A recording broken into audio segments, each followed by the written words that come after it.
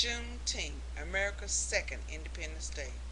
According to New York Amsterdam News 2008, the 19th of June and the 4th of July complete the circle of freedom in America. The Emancipation was signed on September the 22nd, 1862, putting an end to slavery. Although the Emancipation was signed September 22nd, 1862, the message was somewhat slow in spreading through the nation, causing slaves in Texas to be the last to get word of their freedom. Blacks were still enslaved and stayed that way for another 89 years. One of the world's richest men, Eli Broad, once said, "There's no substitute for knowledge." Today, to this day, I read 3 newspapers a day. It is impossible to read a paper without being exposed to ad libs. June 2008. Today, I would like to expose you to some knowledge about the 4th of July, Juneteenth, the history behind it, and various ways to celebrate. Most Americans believe that all blacks were set free at the signing of the Emancipation of September 22nd, 1862. I too recently, until recently, believed that, except I read a local newspaper, Adair County News, explaining the celebration of Juneteenth and its history. The oldest known celebration commemorating the end of slavery in the United States, June 19, 1864-65, Major General Jordan Granger led Union soldiers landing at Galveston, Texas, with news that the enslaved were now free. 2.5 years after President Lincoln's Emancipation Proclamation became official in January 1863.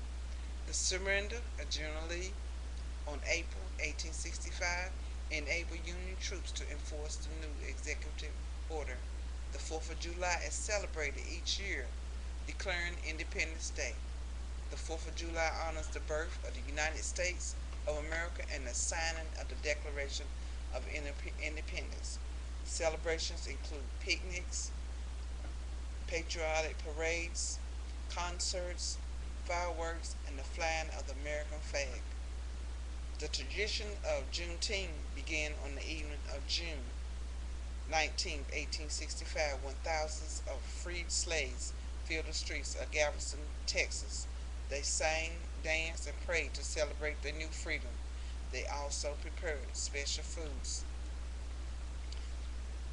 Those special foods include, as a traditional part of plantation life, barbecue meat, collard greens, sweet potatoes, cornbread, and pecan pie.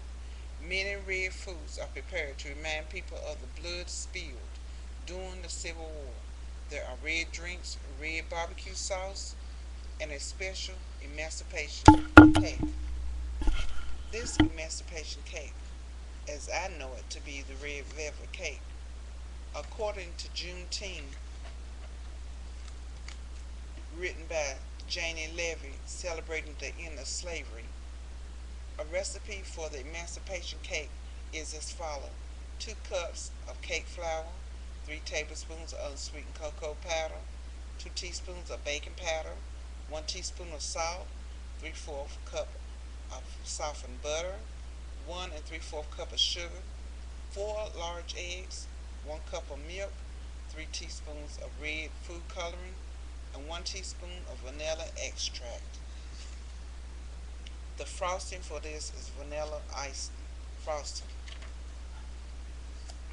Like the 4th of July, Juneteenth is a day for all Americans to celebrate freedom and equal rights for all. In 1980, Texas became the first state to make Juneteenth an official state holiday. Many other states also honor this day. Perhaps this important day will soon become an official holiday throughout the United States. Again, Juneteenth, America's second Independence Day.